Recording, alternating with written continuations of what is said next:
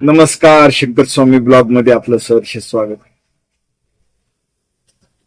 तर माणूस सुदृढ असावा, संपन्न असावा,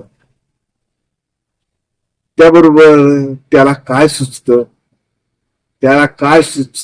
काय सुचत नाही, काही खावं आणि काही प्यावं, कुठंतरी फिरत जावं आणि मनाचं विरंगुळा करावं. ऐश, थाट, मौज, एकदम बरोबर. कारण खिसा आणि घसा ओला असतो तेव्हा माणूस रंगेल असतो. मौज मजा मस्ती करण्यात त्याला कधी शहाणपण शिकू नाही. कारण हेही दिवस निघून जातील, पुन्हा कळेल. हेही दिवस निघून जातील, पुन्हा कळेल. आपण त्यासाठी वाट बघतो की आता सुधरेल, मग सुधरेल, पुन्हा सुधरेल, थोड्या दिवसांनी सुधरेल. पण नाही, खोडीला औषध नाही आणि स्वभावाला देखील.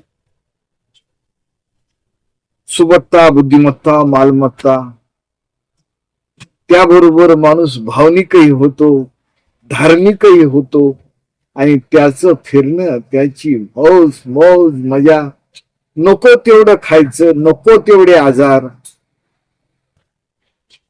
ज्याची त्याला असतं. चुकीचा आहार, चुकीचा जास्त संपर्क आणि चुकीचा मोठेपणा, यात आयुष्याचं भंगार होत. हे सूत्र खरंच आहे.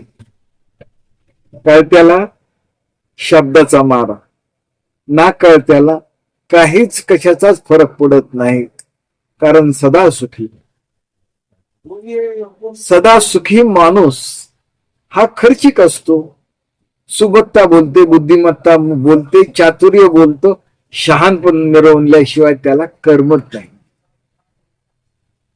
आहे ना? ज्याच्याकडे आहे त्याला तेवढं करावंच लागतं. मोठेपणा, शहाणपणा हा इथल्या व्यवस्थेचा एक आहे. त्याच्याकडे नाही, त्याच्याकडे काय, तो बिचारा गरीब, त्याच्याकडे नसतं. त्याचं तत्वज्ञान कुणालाही पटणार नसतं. कारण छोटा मुंह बडी बात असं असतं. पहा, बोलून काय फायदा. एकीकडे थाट असतो, एकीकडे संयम, विवेक असतो. आणि